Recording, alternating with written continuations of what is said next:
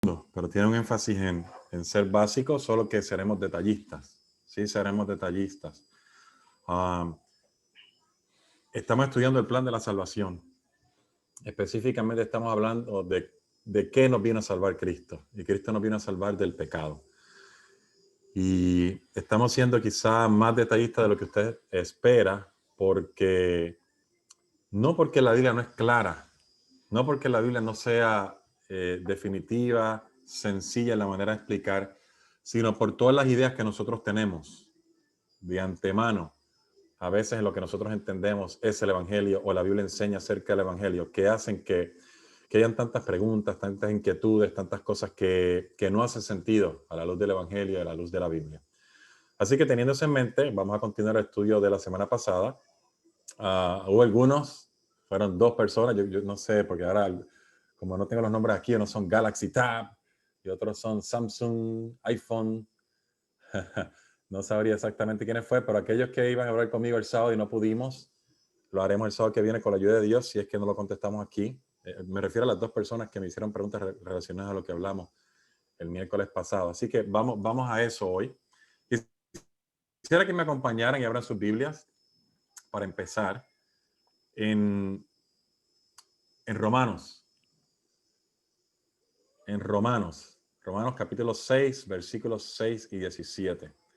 Vamos a empezar nuestro estudio más o menos donde lo dejamos la vez pasada. Vamos a retroceder un poco. La vez pasada lo dejamos en la nota positiva del poder que tiene Dios para habilitarnos a vivir en armonía con Él, con su carácter, con su ley. Pero hoy lo vamos a hacer otra vez, yendo un poco más atrás, detallando más el aspecto de lo que es el pecado, para que cuando hablemos de la obra salvífica de Jesús, especialmente desde la perspectiva del santuario, haga completo sentido, todo armonice, todo sea sistemático, todo sea complementario. Así que vamos a Romanos capítulo 6. Voy a buscarlo yo aquí en mi Biblia también. Romanos 6. Versículo 6. Versículo 17. Si alguien lo quiere leer, Romanos 6, 6.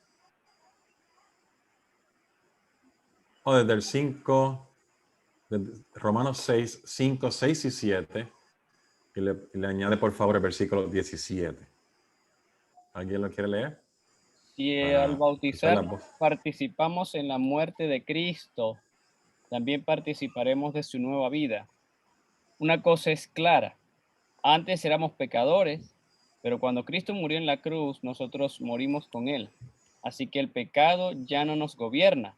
Al morir el pecado, perdió su poder sobre nosotros. El 17. Antes, ustedes eran esclavos del pecado, pero gracias a Dios que obedecieron de todo corazón la enseñanza que se les dio. Ok, ¿qué versión es esa de la Biblia? Traducción al lenguaje actual. Traducción al lenguaje actual. Sí, sonó algo raro ahí. Antes éramos pecadores, ¿eh? Antes éramos. No, todavía lo somos, pero somos redimidos, que hay una diferencia grande. Ok, la idea que el apóstol Pablo quiere presentar en el libro de Romanos, si usted lo lee desde el capítulo 1 hasta su último capítulo, todo en su contexto, es que aquel que trata de guardar la ley para salvarse está intentando algo que es imposible. Nadie puede hacerlo. Por otro lado, aquel que está en Jesús ahora ha nacido una nueva vida, ahora tiene el Espíritu Santo y puede vivir en armonía completa con su ley. Pero la salvación no viene de cuán bien él guarda la ley o no. Él guarda la ley porque está salvo. Dos conceptos completamente diferentes. Uno contradice al otro. Y el apóstol Pablo aquí en este capítulo, específicamente el 5, dice que nosotros fuimos plantados juntamente con él en su semejanza. Está hablando de Cristo Jesús, igual que él. En la semejanza de su muerte, Cristo vino al mundo, vivió, y ustedes saben que eventualmente murió en la cruz del Calvario, pero también resucitó. Y el apóstol Pablo está diciéndonos que también nosotros morimos, así como él murió. Morimos a una vida antigua, morimos a una vida de pecado, morimos al viejo hombre, o morimos, si lo traemos a una idea más práctica, morimos a vivir dejándonos llevar por las inclinaciones de nuestra naturaleza pecaminosa.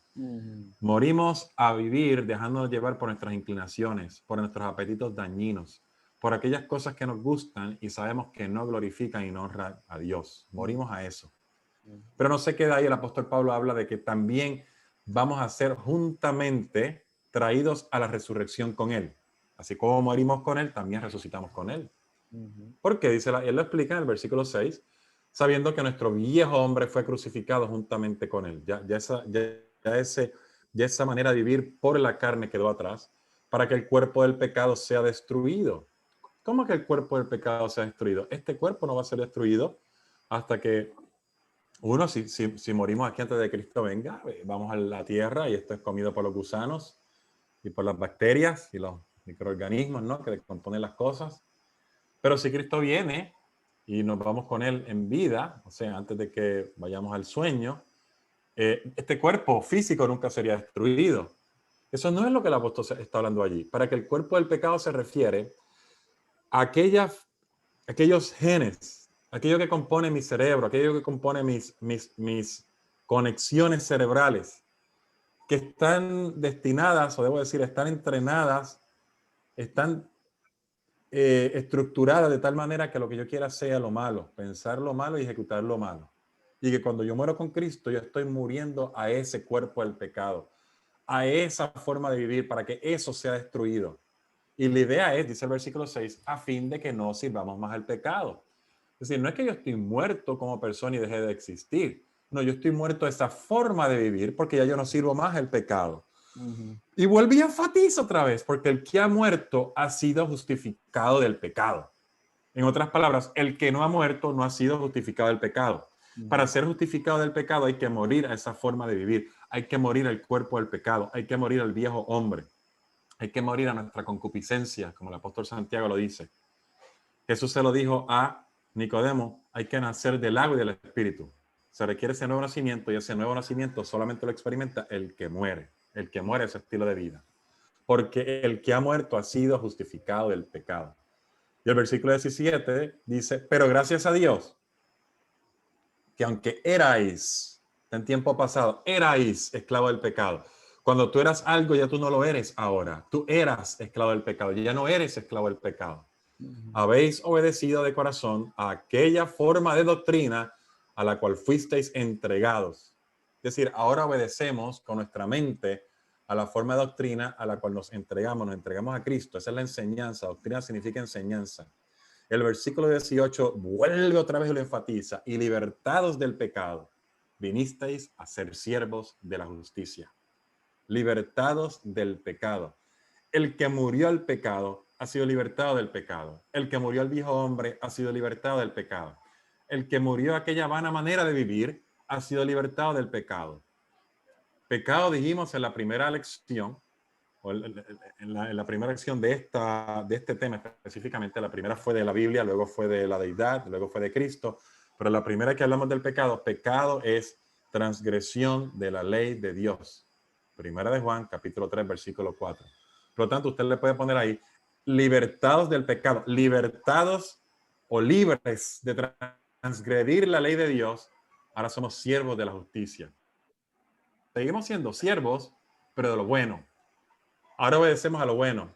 Y justicia es hacer el bien. El que hace el bien no viola la ley de Dios. Porque la ley de Dios define exactamente lo que es correcto y lo que es incorrecto. En otras palabras, el que está muerto al pecado ahora vive para Dios y lo obedece en todo, en todo.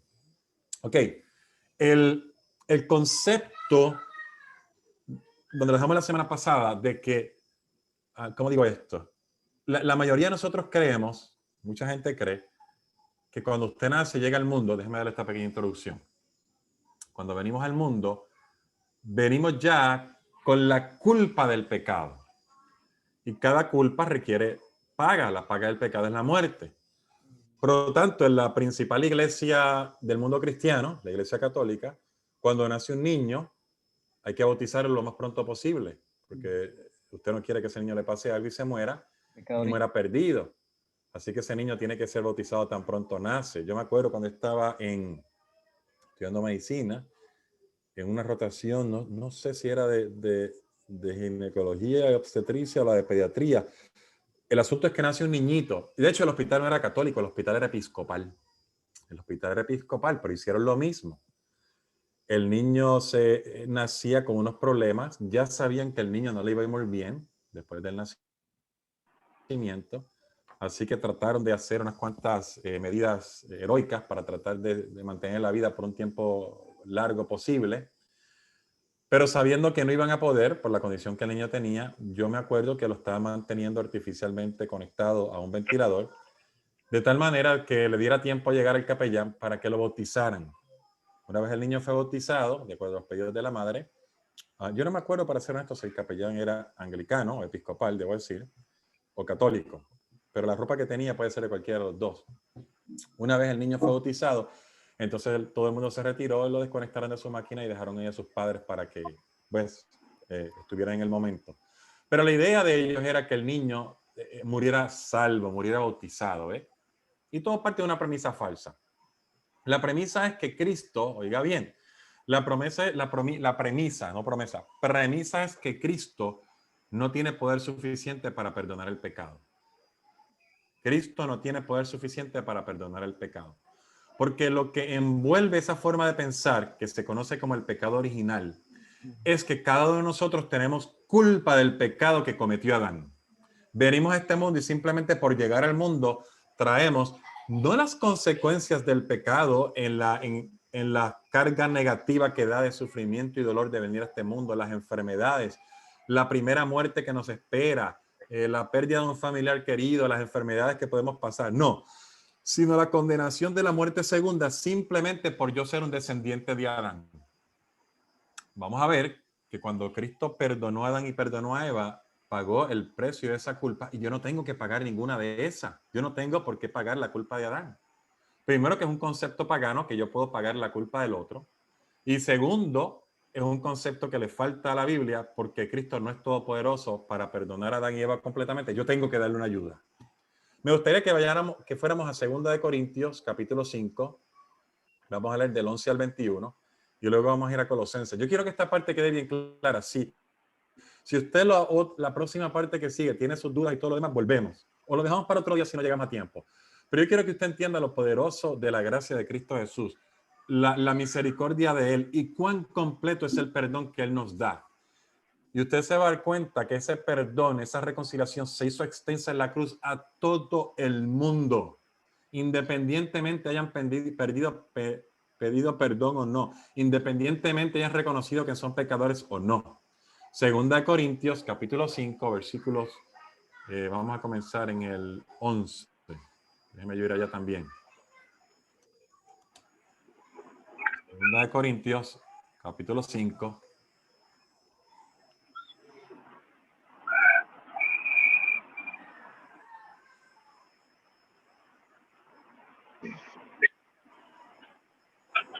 Versículos 11. ¿Alguien lo puede leer?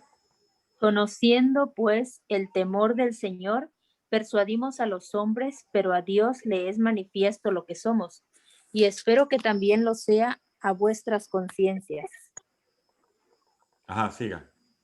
No nos recomendamos pues otra vez a vosotros, sino os damos ocasión de gloriaros por nosotros, para que tengáis con qué responder a los que se glorían en las apariencias y no en el corazón. Porque si estamos locos, es para Dios, y si somos cuerdos, es para vosotros. Porque el amor de Cristo nos constriñe, pensando esto, que si uno murió por todos, luego todos murieron. Y por todos murió, para que los que viven ya no vivan para sí, sino para aquel que murió y resucitó por ellos. De manera que nosotros, de aquí en adelante, a nadie conocemos según la carne, y aún así a Cristo conocimos según la carne, ya no lo conocemos así. De modo que si alguno está en Cristo, nueva criatura es. Las cosas viejas pasaron, he aquí todas son hechas nuevas. Y todo esto proviene de Dios, quien nos reconcilió consigo mismo por Cristo, y nos dio el ministerio de la reconciliación. Que Dios estaba en Cristo, reconciliado consigo al mundo, no tomándoles en cuenta a los hombres sus pecados, y nos encargó a nosotros la palabra de la reconciliación. Así que somos embajadores en nombre de Cristo, como si Dios rogase por medio de nosotros, os rogamos en nombre de Cristo, reconciliaos con Dios. Al que no conoció pecado, porque por nosotros lo hizo pecado, para que nosotros fuésemos hechos justicia de Dios en él. En el tremendo pasaje. A Pablo le gusta escribir un poco enredadito, un poco difícil. Él le gusta repetir las cosas, ponerlo de una manera... de hecho, él escribe como escriben los abogados hoy en día, ¿no? Cuando hacen los documentos. La idea es que el punto esté explicado de 2, 3 diferentes ángulos y haya poco espacio o ninguno para que usted saque otra interpretación. Lo triste es que hoy en día vamos a la Biblia y le queremos poner las interpretaciones que nosotros queremos darle. El apóstol Pablo empieza diciendo que Dios nos conoce, Dios sabe lo que hay en nuestros corazones y Dios ha puesto en nuestros corazones que nosotros le prediquemos un mensaje al mundo. Es decir, le da la encomienda al apóstol Pablo y a otros para que le digan al mundo lo que Dios hizo. Y lo que Dios hizo está definido por el amor. Versículo 14, el amor de Cristo nos constriñe. Es decir, el amor de Cristo nos aprieta por dentro y nos impulsa, nos lleva a hacer o a decir lo que Cristo hizo por nosotros en la cruz y el plan de la redención que Dios diseñó de antemano. Dice, porque el amor de Cristo, versículo 14, nos constriñe, pensando esto, que si uno murió por todos, luego todos murieron. Es decir, se supone que yo haya muerto. La paga del pecado es la muerte. Todo aquel que peca merece morir. Pero Cristo murió por todos. Todos. Así que si Cristo murió por mí, ya yo morí. Yo no tengo que morir. Y Cristo murió por todos, por lo tanto, todos ya en Cristo murieron. Nadie tiene que morir. Versículo 15, luego todos murieron, punto y coma, y por todos murió. Él vuelve y lo enfatiza.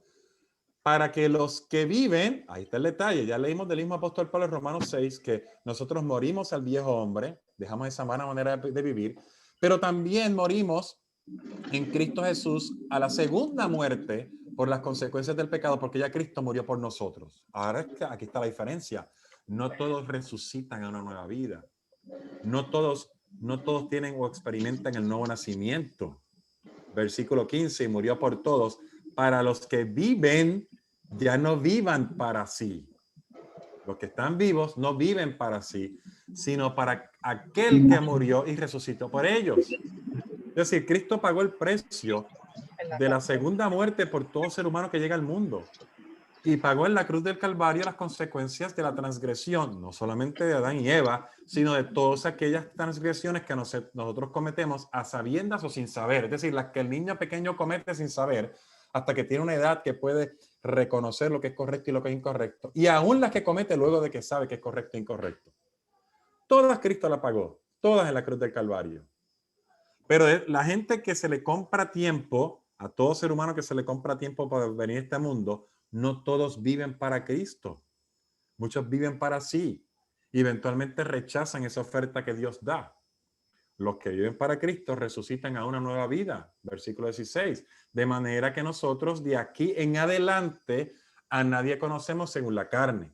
Es decir, ya yo no vivo y ya yo no me interacciono con nadie. Ya mis relaciones humanas son completamente diferentes a lo que eran antes. Ahora yo vivo desde la perspectiva del nuevo nacimiento.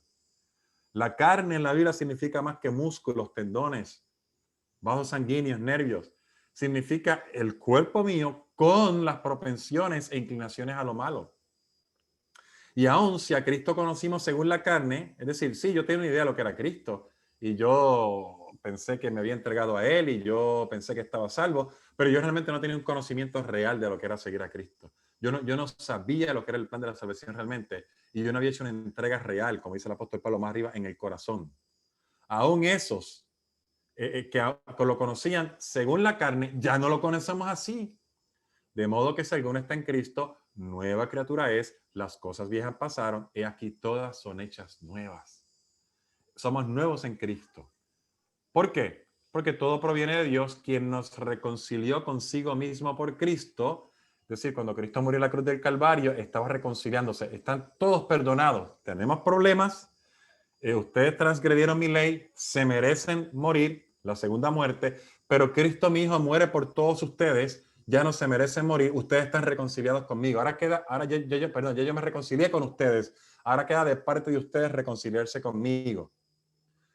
Y dice el apóstol Pablo, nos dio a nosotros el ministerio de la reconciliación. El ministerio significa el servicio. Ahora queda de parte de nosotros predicar, vivir, decirles a otros que Cristo está reconciliado con nosotros. Que Dios estaba en Cristo reconciliando consigo al mundo, no tomándole en cuenta a los hombres sus pecados, y nos encargó a nosotros la palabra de la reconciliación. Vuelve otra vez Pablo y repite lo mismo. Así que somos embajadores en nombre de Cristo, como si Dios rogase por medio de nosotros. Os rogamos en nombre de Cristo, reconciliaos con Dios. Y vuelve y repite el apóstol Pablo, el que no conoció pecado, por nosotros lo hizo pecado, para que nosotros fuésemos hechos justicia de Dios en él. Así que cuando alguien le dice, no, nosotros tenemos el famoso pecado original, nosotros tenemos la culpa del pecado de Adán y Eva, el apóstol Pablo tiene una pregunta para usted. ¿Y entonces por qué en Cristo murió? ¿Acaso él no murió también por Adán y Eva? ¿Cómo usted se saca la idea que usted todavía tiene que seguir pegando pecados de Adán y Eva cuando usted no tiene la capacidad ni de pagar por los suyos propios? Porque si usted me dice a mí que usted está cargando con la culpa de Adán y Eva, aunque usted se pierda, está perdiéndose cargando el pecado de otro. Y eso es imposible. Al contrario, aquí dice, Cristo murió por todos. Todos tienen su página nueva, todos pueden comenzar en cero. Nadie tiene que llevar ni su carga de pecado, mucho menos la del otro. Vamos a Colosenses, capítulo 1, vamos a ver rapidito, versículos 15 al 23. Colosenses 1, 15 al 23. Colosenses 1, 15 al 23. Si alguien lo quiere leer también, para yo escucharlo a ustedes de vez en cuando. Colosenses 1.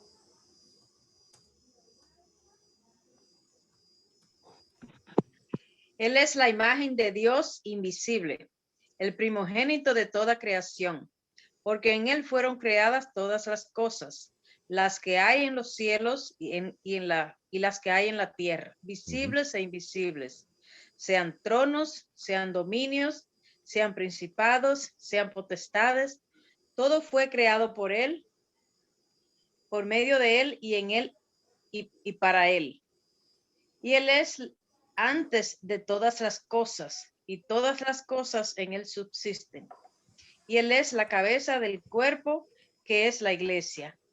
Él que es el principio, el primogénito de entre los muertos, para que en todo tenga la preeminencia, por cuanto agradó al Padre que en él habitase toda plenitud. ¿Hasta dónde, Manuel? Hasta el 23. Y por medio de él reconciliar consigo todas las cosas, así las que están en la tierra como las que están en los cielos, haciendo la paz mediante la sangre de la cruz. Y a vosotros también, que erais en otro tiempo extraños y enemigos en vuestra mente, haciendo malas obras, ahora os ha reconciliado en su cuerpo de carne por medio de la muerte, para presentaros santos y sin mancha e irreprensibles delante de él.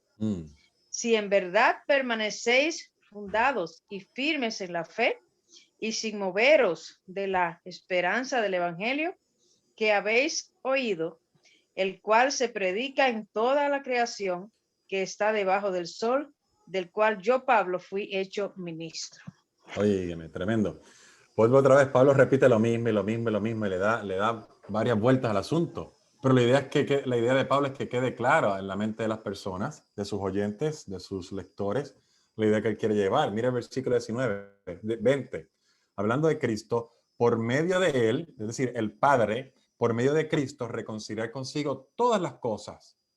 Todas las cosas. Cuando Cristo murió en la cruz del Calvario, reconcilió todas las cosas. Cuando dice todas las cosas, no solamente es el ser humano. La creación también sufrió los estragos del pecado. El universo entero sufrió los estragos del pecado. Y Dios está reconciliando todas las cosas con él. Así las que están en la tierra como las que están en ¿dónde? Bueno, no lo puede escuchar usted. En los cielos. En los cielos. La muerte de Cristo va más allá. el ser humano por naturaleza, busca, como decimos nosotros en donde yo vengo, salvar su pellejo. La mayoría de la gente, yo siempre les he dicho esto, o por lo menos en la iglesia, la mayoría de la gente huye de las llamas del infierno. Realmente no es que vienen a Cristo para una vida nueva y vivir en armonía con su carácter, con su ley de amor, sino van a Cristo, ¿qué es lo mínimo que yo tengo que hacer para escapar de las llamas del infierno? Y la idea de que Jesús es diferente, la idea de Jesús es poner en armonía el universo entero, aún de los seres que están en el cielo, aún de los ángeles no caídos y todos aquellos que viendo lo que el pecado introdujo al universo, todavía tienen dudas o todavía tienen alguna razón que le quede allí alguna razón que le quede allí para rechazar completamente las acusaciones de Satanás a Jesús y a Dios. Todo eso es lo que se conoce como el ministerio de reconciliación. La idea no es simplemente salvar al ser humano. La idea también es que el universo entero tenga paz y tranquilidad y que todo el mundo sirva a Dios por amor. Lo hago porque entiendo lo que es el plan de la salvación. Lo hago porque entiendo que la forma de Dios es mejor que la mía. Lo hago porque entiendo de que a pesar de que yo todavía ni lo conocía, todavía estaba muerto en mis pecados, Cristo ya había muerto por mí y me había perdonado. Y ese amor me mueve, dice el apóstol Pablo, ¿verdad? Lo leímos en 2 Corintios 5, nos constriñe, nos impulsa, como que nos aprieta por dentro y nos lleva a. Así que dice el apóstol Pablo, versículo 20, y por medio de él reconciliar consigo todas las cosas, así las que están en la tierra como las que están en los cielos, haciendo la paz mediante la sangre de su cruz. La sangre de la cruz de Cristo es lo que hace la paz en el universo entero, incluyendo a los que están en el cielo. Y yo le puedo añadir este versículo a los que están en esos otros mundos no caídos. Versículo 21, y a vosotros también que erais en otro tiempo extraño. ¿Se acuerdan de otra palabra que aparecía ayer en 2 Corintios 5? Erais en pasado, pero ya no lo eres. En aquel tiempo eras un extraño, eras un enemigo en vuestra mente. Tu mente era el campo de batalla de esa guerra y tú estabas enemistado, peleando, luchando, batallando en contra de Dios. ¿Cómo estabas batallando? Haciendo malas obras. Haciendo malas obras. ¿Qué cosa determina lo que es una buena obra y qué cosa determina lo que es una mala obra? La ley de Dios. Dice el apóstol Pablo en Romanos 7, yo no conociera lo que es pecado si la ley dijera, no codiciarás. En Romanos capítulo 3 dice, porque donde no hay ley no se imputa lo que es pecado. Y en Romanos 2 él dice, Romanos 7 también, porque cuando la ley apareció, entonces yo morí. Porque una vez tú sabes lo que es la ley, sabes lo que son malas obras. Nosotros éramos enemigos de Dios haciendo malas obras. Ahora os ha reconciliado en su cuerpo de carne. Interesante. Cristo vino y nos reconcilió en su cuerpo de carne. Y yo dije que cuerpo no es simplemente arterias, venas, músculos, tendones, huesos, todo lo que usted quiera poner allí, nervios. Es el cuerpo más lo que trae la mente bajo los efectos del pecado luego de 4,000 años, cuando Cristo vino, 6,000 años como estamos nosotros ahora. Pero eso no es pecado, son los efectos del pecado, pero no es pecado. Pecado es transgresión de la ley de Dios. Pecado no es venir a este mundo. Pecado, como transgresión de la ley de Dios, tiene culpa y la culpa lo que lleva es la muerte, segunda muerte. Pecado de venir a este mundo, lo que lleva son consecuencias que no son culpa mía. Enfermarme a veces o eventualmente morir si Cristo no viene, o que hayan terremotos, que hayan huracanes o las tormentas de nieve que hay ahora mismo, que el pobre niño de 10 años salga con cáncer y su vida se le tronque a los 11, 12 años. Esas son consecuencias del pecado, pero no es culpa del pecado. Un ejemplo que usted le puede dar, aquí es lo que hace el animalito, ¿no? El león no es ningún animalito, es un animalote, pero el león allá en África está en la sabana, le da hambre, sale corriendo, ataca a una gacela y se la come. Bueno, el hecho de que haya muerte de esa manera tan trágica es consecuencia del pecado, pero el león no tiene ninguna culpa de eso. Esa es su naturaleza y esa es su biología, esos son los efectos de un DNA dañado que sus padres le pasaron y él desarrolla también aprendiendo y eventualmente esa es su manera de alimentarse. Pero Cristo no murió por el león. El león no violó la ley de Dios ni va a pasar la segunda muerte. Él deja de ser tan pronto muera aquí. Esas son consecuencias directas del pecado, no es la culpa del pecado. Mira el versículo 22. Dice, en su cuerpo de carne, es decir, un cuerpo afectado por las consecuencias del pecado, pero sin haber transgredido la ley de Dios, por medio de la muerte, para presentaros santos y sin mancha e irreprensibles, santos sin mancha e irreprensibles delante de Él. Si en verdad permanecéis fundados y firmes en la fe y sin moveros de la esperanza del evangelio que habéis oído, el cual se predica en toda la creación que está debajo del cielo, del cual yo, Pablo, fui hecho ministro. Es decir, lo que el apóstol Pablo está diciendo es, prediquen, digamos, como el apóstol Pablo dice también en 2 Corintios, nos ha hecho ministros de la reconciliación, mensajeros de la reconciliación, nos ha hecho mensajeros de este mensaje, para que la redundancia, nos ha hecho mensajeros de estas buenas y gratas nuevas. Y como mencionamos, no vamos allá ahora para avanzar, que en Apocalipsis 13, versículo 8, dice que Cristo fue inmolado antes de la fundación del mundo. Tan pronto Adán y Eva pecaron, ya había un Salvador. Tan pronto tú y yo pecamos, hay un Salvador. Tú estás siempre bajo el perdón de Dios. Y si tú regresas a Él, los méritos de la sangre de Cristo son imputados a ti. El carácter de la persona, la disponibilidad de la persona, determina si quiere o no quiere hacer uso de los méritos de Cristo. Vamos a ver ahora dos cosas. Uno es la manera de la persona conducirse después que ha conocido a Cristo, y la otra es la manera de la persona de darse cuenta que ha hecho lo malo, después que se ha dado cuenta que ha hecho lo malo. ¿Qué hace la persona después que se ha dado cuenta que ha hecho lo malo? Vamos rapidito antes de que pasemos a la próxima parte, hasta aquí, bueno, yo no le veo las caras, pero algún comentario, pregunta, especialmente duda, algo que no quedó claro. Queremos enfatizar, pecado en la Biblia se usa como de dos maneras. Pecado como transgresión de la ley de Dios, que es la definición de lo que pecado es. Si simplemente se habla como una sola palabra, pecado es transgresión de la ley de Dios. Pero pecado, y les puedo dar más ejemplos también, es el concepto del daño que la transgresión de Dios trajo al mundo.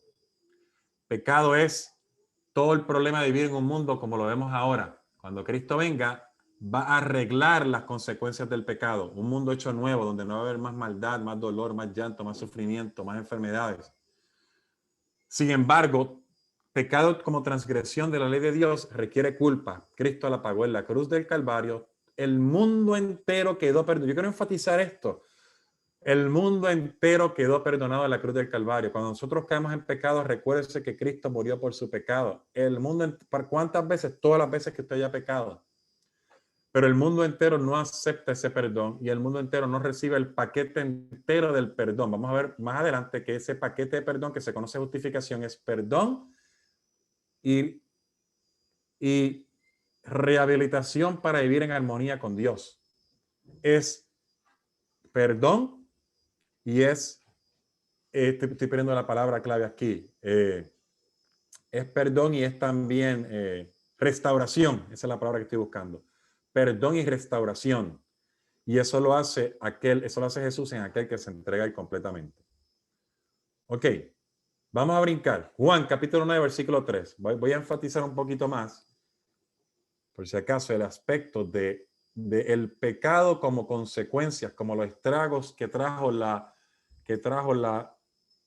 transgresión de la ley de Dios de Adán y Eva en el Edén. Juan, capítulo 9, versículos 1 al 3. Ahí está la historia del hombre ciego que nació ciego. Y otra vez, si alguien lo quiere leer para saber que están allí, que no estoy hablando solo. Juan capítulo 9, versículos del 1 al 3. Al pasar Jesús vio a un hombre ciego de nacimiento y le preguntaron sus discípulos diciendo: Rabí, ¿quién pecó, este o sus padres, para que haya nacido ciego? Respondió Jesús: no es que pecó este ni sus padres, sino para que las obras de Dios se manifiesten en él. Me es necesario hacer las obras del que me envió, entre tanto que el día dura. La noche viene, cuando nadie puede trabajar. Ok, tremendo, ¿ah? La pregunta es obvia. Ellos pensaban que todo lo que te pasa a ti te pasa porque eres un pecador, ¿no? Porque tú hiciste algo malo, porque tú transgrediste la ley de Dios y ahora tienes la maldición de él. Si se acuerda la historia de Noemí y sus dos nueras, Ruth y Orfa, ellas les dicen, no me llames más Noemí, Ya me mara la amarga, porque algo malo yo hice y el Señor me la está pagando. Ahora me la está cobrando, ¿no? Ahora ya la estoy pagando aquí, yo hice algo. Y lo que sea, pues me lo merezco porque lo hice. Sin tener pensado por qué habrá muerto el esposo, por qué habrá muerto los hijos, qué condición genética tendrían, que sería, me imagino, genética posiblemente heredada por el cromosoma X, ¿no? Que le da a los hijos, pero no a las niñas. Ella no sabía nada de eso y simplemente le adjudicó la culpa. Oiga bien, se le está adjudicando a Dios. Yo hice algo malo y yo me lo merezco. Esa es la manera de Dios trabajar con nosotros. Y lo que Dios nos está diciendo es que este es un mundo lleno de pecado, lleno de maldad, pero la mayoría de lo que pasa son consecuencias de ese pecado haber entrado al mundo. Y fíjese lo que Jesús le contesta a los discípulos. La pregunta es, ¿quién pecó? Realmente es, ¿quién es el culpable? ¿Quién es el que se merecía esto? ¿O los papás hicieron algo malo o él hizo algo malo? Porque él está ciego. Por lo tanto, si él está ciego, alguien hizo algo malo, de eso no hay duda. Y fíjese lo que Jesús le contestó. No es que pecó este ni sus padres. Ninguno de los dos pecaron, sino para que las obras de Dios se manifiesten en él. Lo que el ciego no sabía y lo que no sabían los discípulos, lo que estaban rodeando aquella escena, era que Cristo permitió y Dios permitió que este planeta Tierra fuera el escenario de las consecuencias del pecado. A mí me gusta cómo le llama en primeros escritos, Elena de Guaya esto, le llama el experimento del pecado. Porque una vez Satanás encontró un lugar aquí en planeta Tierra donde llevar a cabo su obra, la consecuencia fue nefasta. La consecuencia fue realmente triste, lóbrega. Y para que se viera la diferencia entre las obras de Dios y las obras de Satanás, había que permitir que Satanás tuviera un lugar donde desarrollar su influencia y donde desarrollar todo lo malo que es. Por lo tanto, Dios en su infinita misericordia, esta es la parte difícil, no de entender, es la parte difícil de aceptar, que Dios en su infinita misericordia permite que pasen estas cosas. ¿Por qué? Porque al fin del tiempo, me voy a adelantar, al fin del milenio, cuando nosotros entendamos el porqué de las cosas, vamos a ver que las obras de Dios sí se manifestaron. Dice Jesús a sus discípulos, sino para que las obras de Dios se manifiesten en él. Y claro que nosotros podemos pensar en limitado a las circunstancias de la historia, que Cristo iba a sanarlo a él y le iba a restaurar su vista en ese momento, pero va más allá de eso, porque el hecho de que Cristo le restaurara la vista no lo eximía de la muerte que le esperaba. Cuando él llegara a una edad adulta o madura, moriría como todos los demás. Las grandes obras de Dios realmente es la restauración no solamente de este mundo, sino del universo con Dios completamente. Y las consecuencias del pecado que comenzó Lucifer en el cielo se manifiestan, son las obras de él. Vamos a ver eso ahora en 1 de Juan otra vez. Son las obras de él y las obras de restauración son las obras de Dios y son las obras de Jesús. Por lo tanto, eso les dice para que se manifiesten las obras de Dios en él, en él. Ok, déjeme saltar acá porque ya son las 7:54, tenía otro versículo. El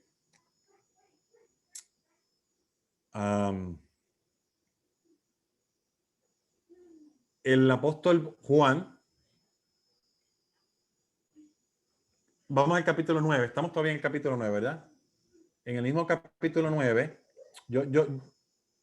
déjame hacer una pregunta, hasta aquí, ¿está todo el mundo claro? ¿Alguien quisiera añadir algo, preguntar algo? Si no, no enfatizo más y paso directo al próximo punto. Juan, capítulo 9, lea conmigo desde el versículo 49. Versículo 41. Juan 9:41.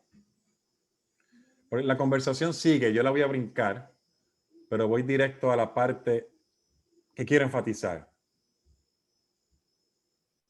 Juan 9:41. Jesús le respondió, si fuerais ciegos, no tendríais pecado, mas ahora, porque decís, vemos, vuestro pecado permanece. ¿Ves? ¿Se da cuenta qué diferencia? El ciego de aquel, la ceguedad o la ceguera de aquel hombre era algo que se podía arreglar con un milagro. Y el hombre podía ver otra vez. Pero esta ceguera espiritual de no poder ver las cosas esta ceguera espiritual de no poder ver las cosas significa que si yo no tengo el conocimiento, yo no tengo culpa del conocimiento que no tengo. Jesús les dice a ellos, si ustedes fuerais ciegos, no tendríais pecado. Es decir, si tú no supieras, perdón, lo que es bueno y lo que es malo, no tuvieras todo el conocimiento que tú tienes, no fueras culpable de la transgresión de la ley de Dios que estás haciendo. Mas ahora, porque decís, vemos, vuestro pecado permanece. Pero yo sé que tú sabes, porque luz llegando a través de los ojos significa conocimiento. Y como tú tienes luz entrando por tus ojos, tú puedes ver, ahora sí se te imputa como pecado, porque ahora tienes conocimiento. Y como tienes conocimiento, el pecado permanece. La culpa de ese pecado permanece. ¿Ok? Hechos, capítulo 17, versículo 30. Hechos 17:30. Hechos 17:30 y luego Santiago 4:17. Pero Dios, habiendo pasado por alto los tiempos de esta ignorancia, ahora manda a todos los hombres en todo lugar que se arrepientan. Ok. ¿Qué es lo que dice ahí? Que Dios manda ahora. Porque ¿qué pasaba antes? ¿Qué había antes? Antes había ignorancia. Esos tiempos de ignorancia Dios los pasó por alto. Ustedes no sabían, no hay problema. Estás perdonado. Pero ahora tú conoces, ahora tú sabes, ahora queda de parte tuya arrepentirte. Ya tú sabes, si tú no te arrepientes, ahora tú sí tienes culpa. Por lo tanto, Cristo paga la culpa de todo el mundo en la cruz del Calvario y esa extensión de ese perdón se va a hacer real en la medida en que tú conoces. Lo poquito que tú conozcas es lo poquito que Dios te evalúa. Lo mucho que tú conozcas es lo mucho que Dios te evalúa. Vamos a machacar esto un poquito más. Santiago capítulo 4, versículo 17. Santiago 4:17. Santiago 4:17. Este versículo va más al grano y más directo. Y el que sabe hacer lo bueno y no lo hace, le es pecado. Cortito, ¿verdad? Fíjense que el versículo no es una definición de lo que es pecado. El versículo es diciendo a quién se le imputa esa definición de lo que es pecado. Al que sabe hacer lo bueno. Al que sabe hacer lo bueno. Por lo tanto, para repasar hasta aquí, cuando Cristo murió en la cruz del Calvario, murió por la humanidad entera. La obra de reconciliación no es solamente para el que se va a salvar, es para todo el mundo. Cristo murió por todos. Algunas iglesias enseñan, por lo menos me llegan 3 a la mente, que Cristo no murió por todo el mundo. Algunos enseñan que Cristo murió solamente por Adán y Eva, porque Cristo no era Dios como Dios mismo. Otros enseñan que Cristo murió simplemente para pagar la parte de nuestra vida pasada. Ahora yo tengo que hacer obras para salvarme. Y otras iglesias, la contraparte enseña que Cristo murió por todo el mundo, independientemente de lo que yo vaya a hacer, que el perdón de Dios me cubre todo lo que yo haga y respectivamente si yo vivo en armonía con el carácter de Dios o no. Dos extremos, al punto tal que la lógica es que si como Dios es amor, llegará el momento que en su amor infinito Él no permitirá que nadie se muera. Y claro, parte de una premisa y la premisa es que como yo nací en este mundo de pecado, con esta inclinación a lo malo, y yo no puedo actuar y vivir de otra manera, a Dios no le queda otra que salvarme en mis pecados. Y como va a salvar a algunos en sus pecados, pues mejor, ¿qué más da? Vamos a salvar a todo el mundo en sus pecados. ¿Ves? Dos extremos completamente antibíblicos. Cristo murió por todo el mundo, no hay nada que yo pueda hacer para salvarme, pero ahora Cristo quiere que yo venga a Él, que yo experimente el nuevo nacimiento, que yo sea una criatura nueva en Cristo Jesús, las cosas viejas pasaron y ahora Cristo me va a juzgar de acuerdo al conocimiento que yo tengo cuando voy a Él. El conocimiento, especialmente el conocimiento bíblico, no todo el mundo ha tenido la Biblia, la historia de la humanidad, no todo el mundo ha tenido a su disposición el mismo conocimiento, pero dentro de lo poquito que yo puedo tener, el apóstol Pablo dice en Romanos capítulo 2, que cuando el que no es de la ley hace las cosas que están en la ley, con eso dice que tiene la ley en su corazón, y esa misma ley, su conciencia le acusa o le exculpa, lo incrimina o le declara no culpable de acuerdo al conocimiento que tiene. Eso es sin tener la ley. Claro, porque el Espíritu Santo trabaja en la mente de todo el mundo, y se le va a juzgar solo por ese poquito. No se le va a juzgar por lo que no conoce, solamente por ese poquito. Ok, antes de que pasemos al próximo punto, son las 8. Yo quisiera dejarlos en una nota positiva siempre. Pero no quisiera brincar. No quisiera brincar al próximo sin dejar bien definido. Vamos a ver acá. Ezequiel, capítulo 18. Vamos a ver los versículos 1 al 4 y el versículo 20. Estamos terminando ya son las 8, así que le voy a dar 2 versículos más para dejarla. Ezequiel 18, 1 al 4. 18, versículos 1 al 4 y versículo 20 también, por favor, Fidelina. Vino a mí palabra de Jehová diciendo, ¿qué pensáis vosotros, los que usáis este refrán sobre la tierra de Israel? Que dice, los padres comieron las uvas agrias y los dientes de los hijos tienen la dentera. Vivo yo, dice Jehová el Señor, que nunca más tendréis por qué usar este refrán en Israel. He aquí que todas las almas son mías, como el alma del Padre, así el alma del Hijo es mía. El alma que pecare, esa morirá. El 20 dice, El 20, sí. el alma que pecare, esa morirá. El Hijo no llevará el pecado del Padre, ni el Padre llevará el pecado del Hijo. La justicia del justo será sobre él y la impiedad del impío será sobre él. Será sobre él. Fíjense en que esto va directamente a vindicar o atacar el carácter de Dios. Porque tan pronto nosotros enseñamos que nosotros estamos pagando la culpa de otro o que creemos en el pecado original, lo que comúnmente se conoce como pecado original, con las implicaciones que eso tiene, lo que estamos diciendo es que Dios es injusto. Usted no conoce ningún padre, bueno, yo no conozco uno, en este mundo hay de todo, que castigue al hermano por lo que hizo el otro. ¿Quién fue el que rompió tal cosa? Fulano, pues vente tú para que tú pagues las consecuencias. Y este pasaje, déjenme dar un poquito de contexto. Voy a terminar con un versículo más en Génesis capítulo 4, si quieren ir allá, y con eso terminamos. Pero déjenme dar un poquito de contexto de Ezequiel capítulo 18.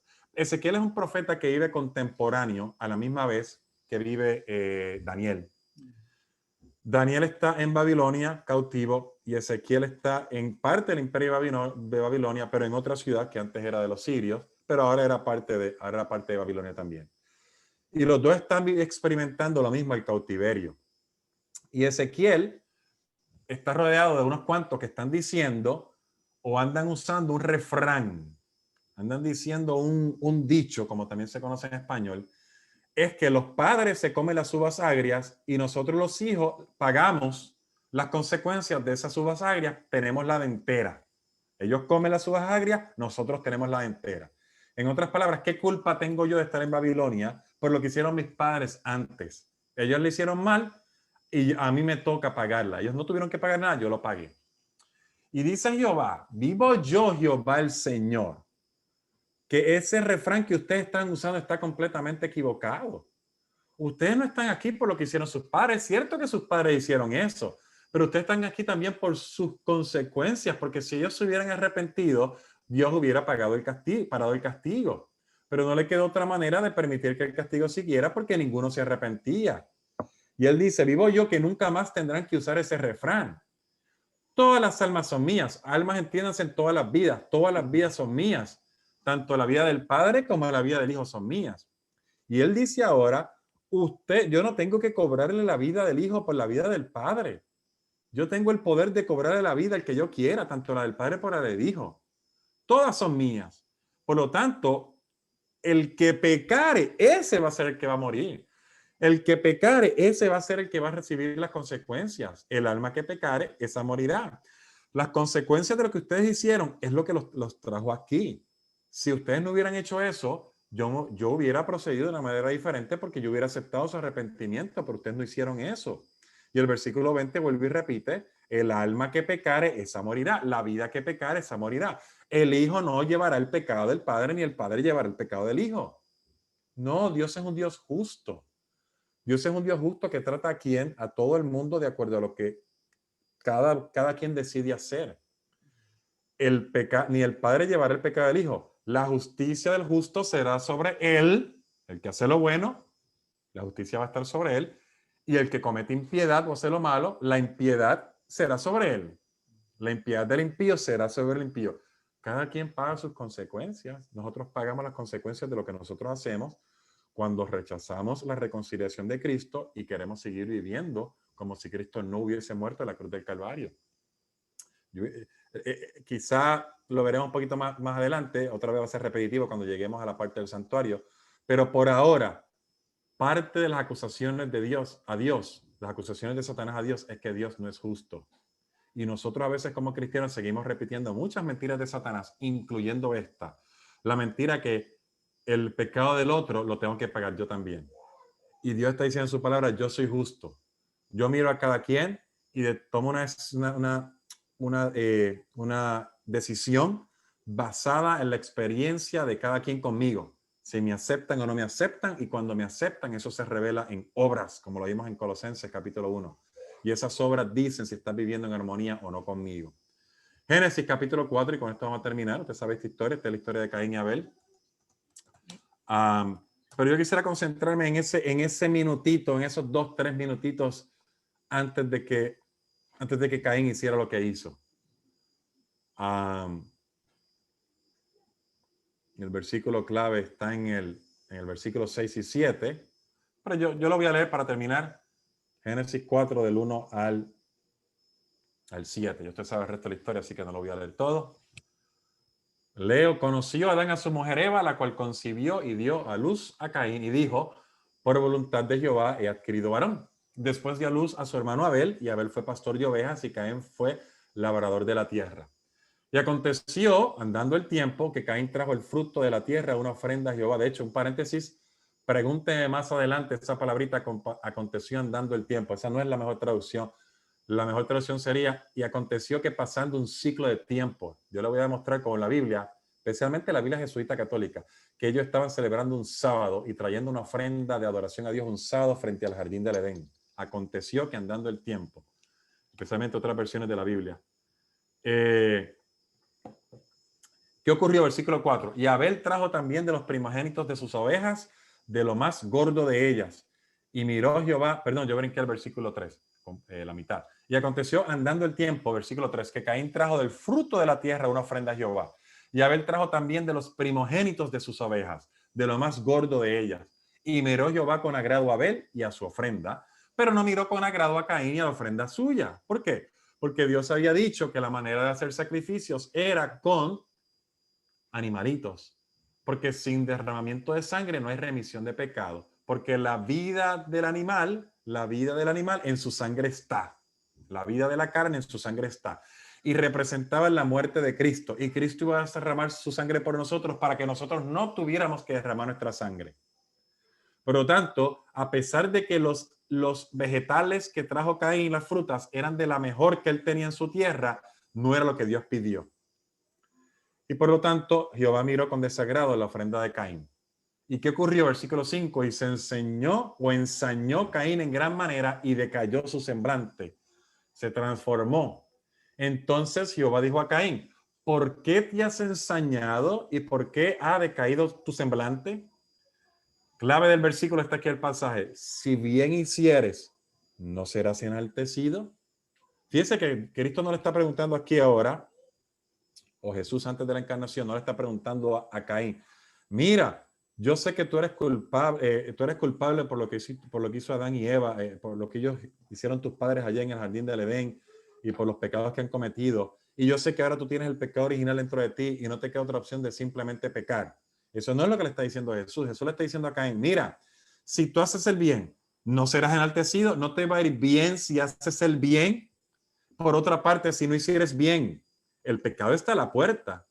Con todo esto, a ti será su deseo y tú te enseñorearás de él. Jesús le está diciendo literalmente a Caín, mira, tú tienes dos opciones ahora mismo. Tu mente es una batalla, es un campo de batalla entre hacer lo bueno y hacer lo malo. Tú puedes hacer lo malo o puedes hacer lo bueno. Si haces lo bueno, vas a ser enaltecido. Pero si haces lo malo, vas a tener que pagar las consecuencias. Mira lo que dice allí. El pecado está a la puerta. La semana pasada habíamos hablado de que en Santiago capítulo 1, los versículos 12 al 15, cada uno es tentado de acuerdo a su concupiscencia.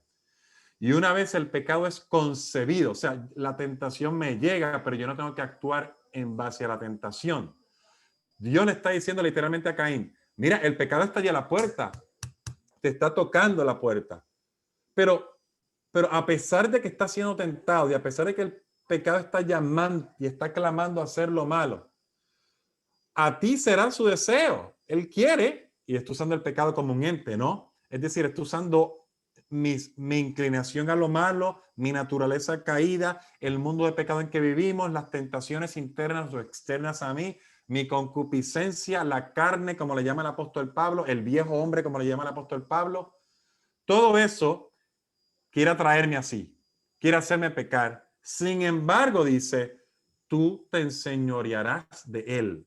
Todavía yo puedo usar mi voluntad, no mi fuerza de voluntad, mi voluntad y decir, no, yo no tengo que caer en el pecado, yo no tengo que transgredir la ley de Dios, yo no tengo que matar a mi hermano, yo no tengo que dejarme llevar por mis emociones, yo no tengo que poner esa mentira ahora que viene el tax form, ¿no?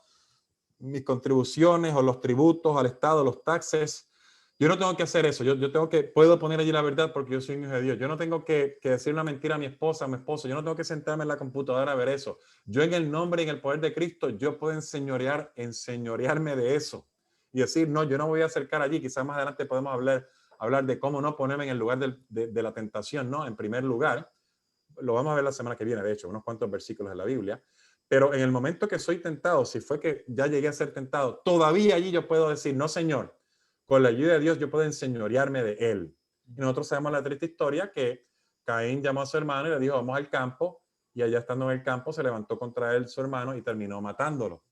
Pero le quiero decir esto, Caín, por las consecuencias del pecado entrado al mundo, estaba actuando bajo sus impulsos. Las emociones eran negativas. Mi hermano fue honrado con descender fuego del cielo, con que Dios hiciera descender fuego del cielo y su ofrenda fue aceptada, la mía no. Y el sentimiento de inferioridad o el sentimiento de lo que sea, él pensó que lo podía resolver si simplemente eliminaba a su hermano, ¿no? Hay más en la historia qué significa que el sacrificio de Dios de Abel haya sido aceptado, ¿no? Y que tiene que ver eso con la primogenitura y con las bendiciones que venían después. Pero Dios le lanza el reto a Abel, si tú haces lo bueno, tú también vas a ser aceptado. Caín no está siendo castigado por lo que su papá y su mamá hizo. Caín está siendo castigado por las decisiones que él tomó, por las obras que él hizo, por las obras que él hizo. Y también en la historia se nos da el concepto de que Dios es poderoso. Se nos da el concepto de que nosotros no tenemos que vivir a merced de nuestros impulsos, de nuestras tendencias. Se nos da también la idea de que en Cristo Jesús nosotros también podemos ser más que vencedores, podemos enseñorearnos del pecado. Vamos a dejarlo aquí por ahora. Me gustaría preguntarle si hay alguna duda o algo rapidito, que si no podemos discutir, podemos hacer la semana que viene y comenzar ahí, tener eso en mente. Pero me gustaría escuchar antes de que... Sí, Manuel. Yo no sé si es porque yo y muchos de nosotros quizás crecimos en esa creencia del pecado original y esas cosas. Pero yo hasta esta noche siempre había pensado que sí, que teníamos que pagar no es pagar, sino que lo heredamos, algo así. Entonces yo me había preguntado, pero ¿por qué yo tengo que pagar por el pecado de Adán y Eva? O sea, yo me lo había preguntado muchas veces y no había encontrado respuesta.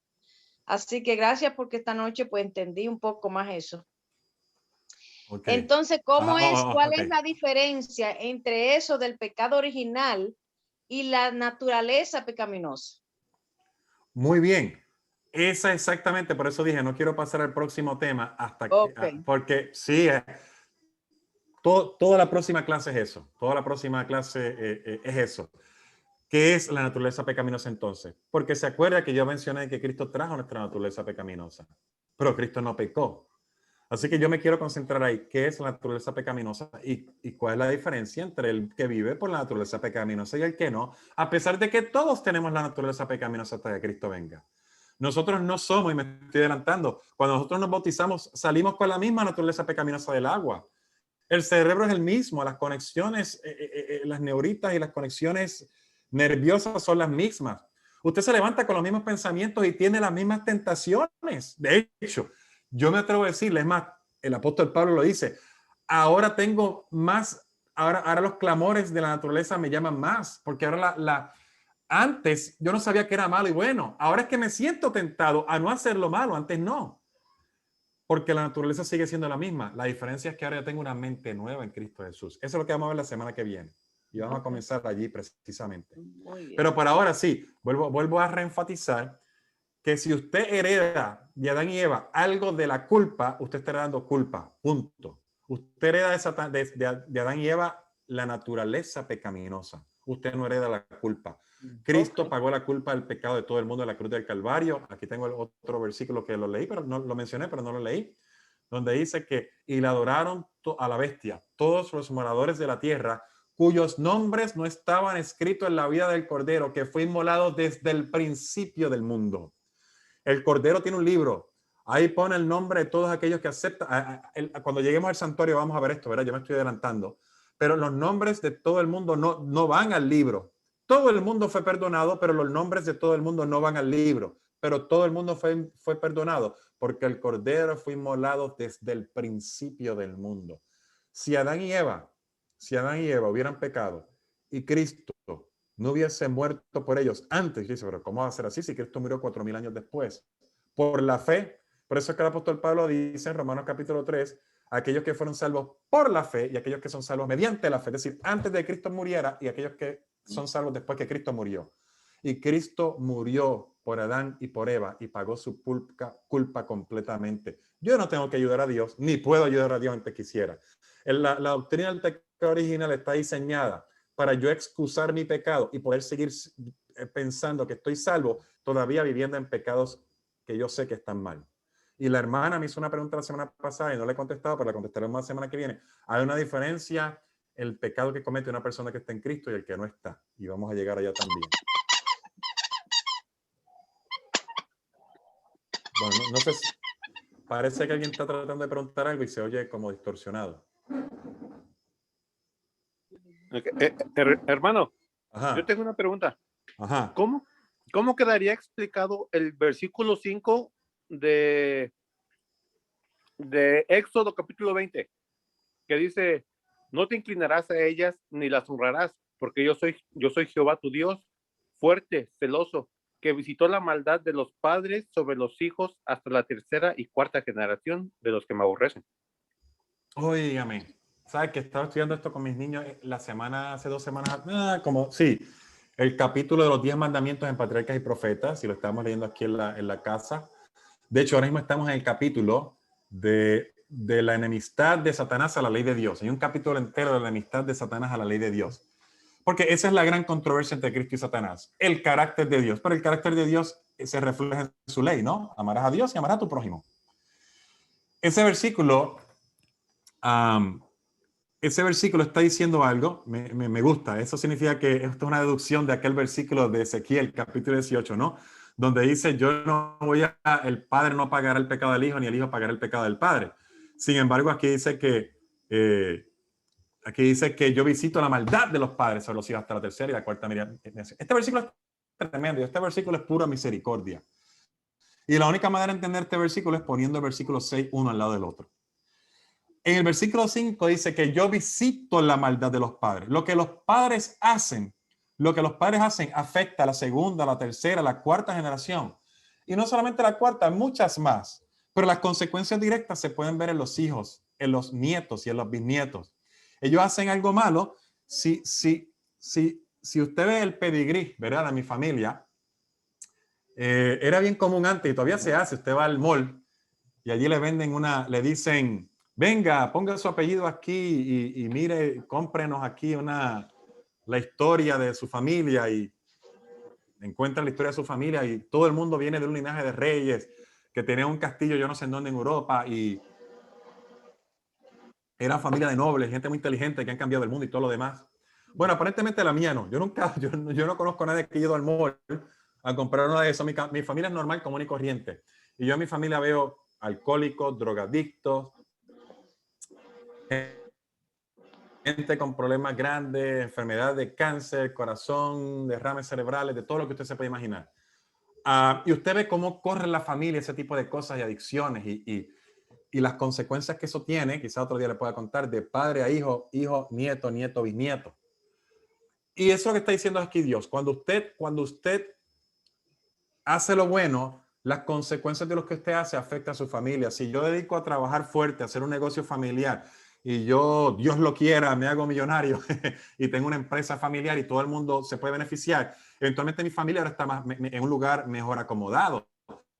Y los beneficios de las decisiones que yo tomé van a beneficiar a mis hijos. Y si mis hijos continúan moviendo el negocio y lo hacen más grande, sus hijos se benefician. Esos son mis nietos, tercera generación.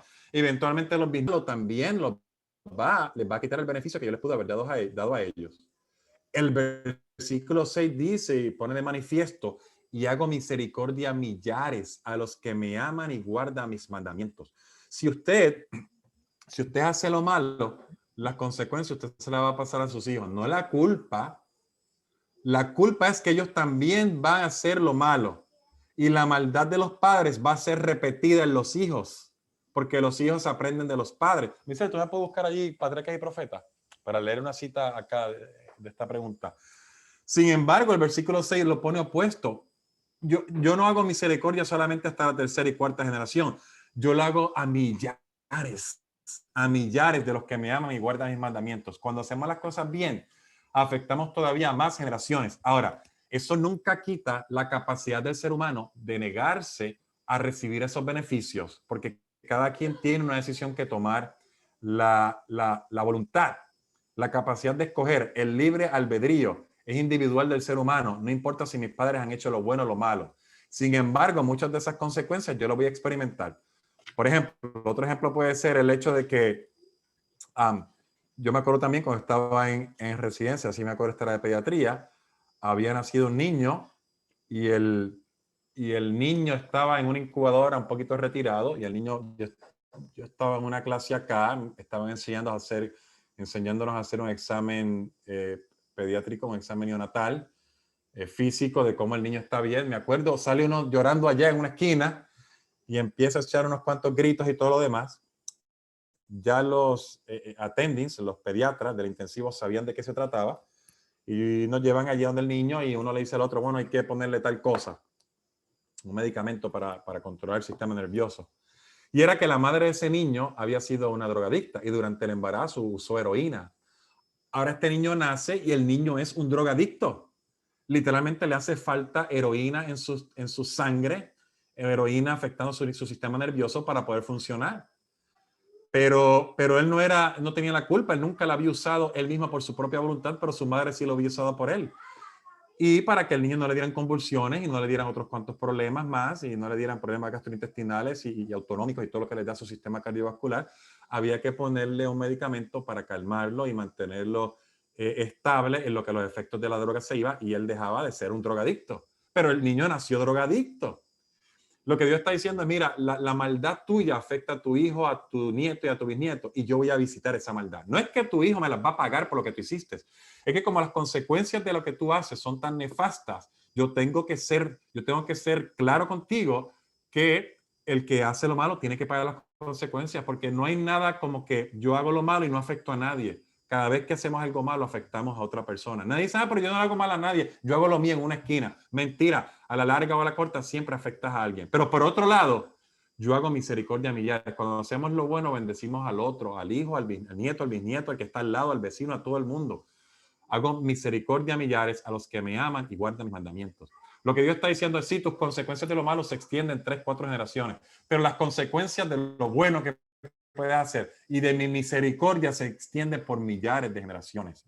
No está diciendo que el nieto o el bisnieto paga la culpa de lo que tú hiciste. Sin embargo, tristemente, en este mundo de pecado, sí pagan las consecuencias, sí las pagan. Así que déjenme si tengo esta cita aquí rapidito. de ese capítulo. Si no, podemos parar aquí, si no la encuentro a mano. No me acuerdo exactamente la página, está en el capítulo. Las plagas de Egipto, del Mar Rojo al Sinaí, la ley de Israel. Aquí va. Dice,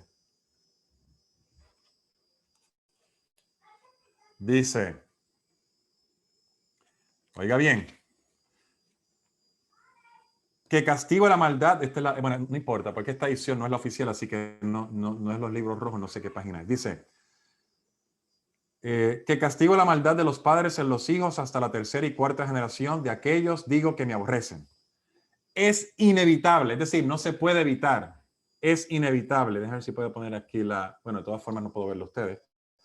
Es inevitable que los hijos sufran las consecuencias de la maldad de sus padres. Ya les hemos dado ejemplo de cómo esto puede ocurrir.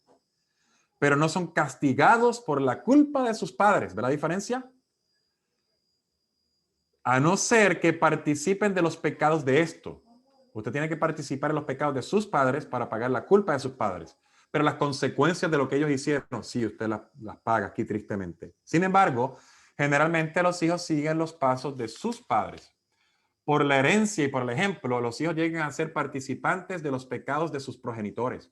Las malas inclinaciones, el apetito pervertido, la moralidad depravada, además de las enfermedades y la degeneración física, se transmiten como un legado de padres a hijos hasta la tercera y cuarta generación. Y no me voy a detener para que usted vea cuántos estudios científicos hoy en día de cómo la dieta de esta rata hace que 3, 4 generaciones más tarde la próxima ratita también tiene obesidad, también es diabética, y cómo cambia su longevidad y su forma de vida. Esta terrible verdad debiera tener un poder solemne para impedir que los hombres sigan una conducta pecaminosa. Y que uso de misericordia hasta millares de generaciones con los que me aman y guardan mis mandamientos. El segundo mandamiento, al prohibir la adoración de falsos dioses, demanda que se adore al Dios verdadero. Y a los que son fieles en servir al Señor se les promete misericordia, no solo hasta la tercera y cuarta generación, que es el tiempo que su ira amenaza a los que le odian, sino hasta la 1000ª generación. Es decir, sí, las consecuencias de lo que hacemos afectan terceras y cuartas generaciones, porque el pecado siempre afecta a otro, y como afecta a otro, Dios va a llamar responsable al que lo hizo. Sin embargo, los que aman a Dios, los que vienen a Él, los que aceptan su perdón, Dios va a darle bendición que afectará hasta la 1000ª generación. Y ese es el carácter de Dios.